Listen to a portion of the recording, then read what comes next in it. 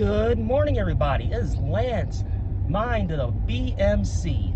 Now, I'm jumping on here this morning. A lot is because what's going on in California. And what I'm referring to is like they upped the minimum wage to $20 an hour. Now, everybody has mixed opinions on this. Now, the law states, or the law that went into effect, that fast food workers will make $20 an hour, but they have to work at a location that has 60 locations or more. Which sounds all well and good. Now I want to preface it with this as I make a left turn here. People get these jobs for a myriad of reasons. So this is not, I'm not going to go down the, it's a starter job or a retirement job. No, I'm not even going down that road. People get those jobs for myriad of reasons. I had one of those jobs way back in the day. Now, I've been watching articles how this is imploding quick. Now, let me explain. People are saying, like, I'm going to use McDonald's as my example. They say, well, they can absorb this cost. And my answer is, not necessarily. Now, in case McDonald's, majority of those locations are franchise owned, not corporate owned. And people seem to forget that. Now, some of these franchisees are single operations. Now, I understand there's some groups that have has locations, things like that. But you have to understand that the margins are really thin, especially in a volume place like McDonald's. So they're trying to do everything. I know they either cut people or they cut their hours, a lot of stuff. Now, the reason why I'm doing this video this morning is I watched a video yesterday about, actually of all places, a Jamaican place. It was a standalone location that outright closed. And I'm thinking to myself, okay, they really weren't affected because they even said they only had 2 locations. But then I started thinking about it for a minute. Okay, let's say I'm out looking for a job. And I know, for instance, I'm gonna use McDonald's here, that they're gonna pay me $20 an hour for, let's call it 30 hours a week. Why would I go to a Jamaican place making, I don't know what they were paying their people, let's call it $12.50. I know it's probably more than that. I'm going to use $12.50 in my example here. Well, I would go to that place if this place is paying me way more money.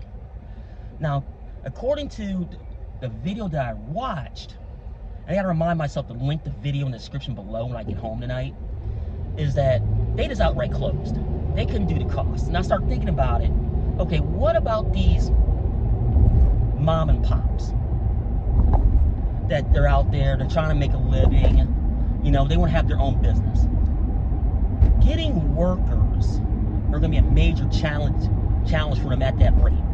They have a hard time getting workers as is, let alone absorbing that cost. A lot of people, a lot of small businesses can't absorb that cost from a payroll standpoint, because that means prices will go up, because you can't expect a company to raise the pay, keep prices the same, and the margins are thin. It doesn't work that way, especially when it comes to food services.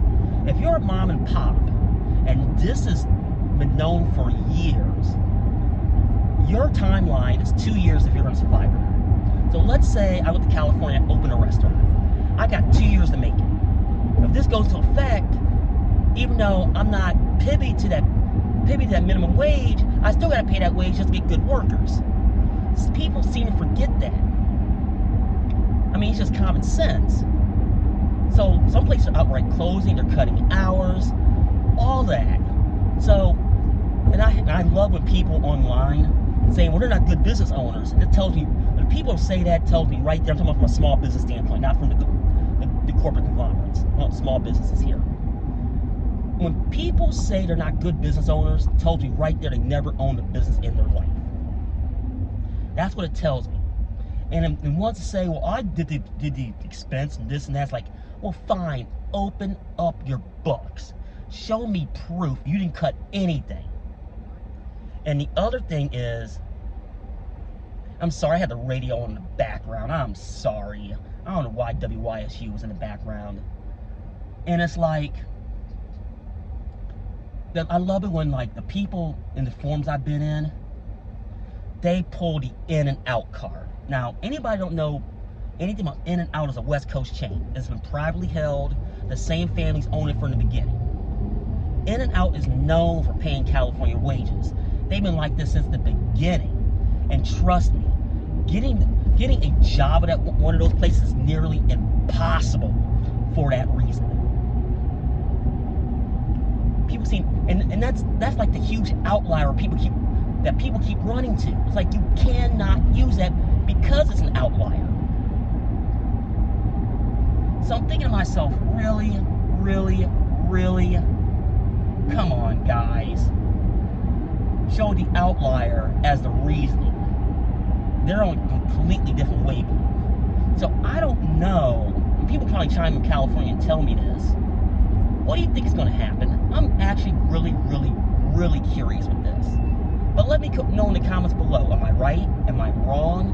Am I totally way off with this? Let me know. Well, I'm going to get off here because I'm driving. Hope you guys have a good day. And this is Lance, Mind of a Black Moderate Conservative.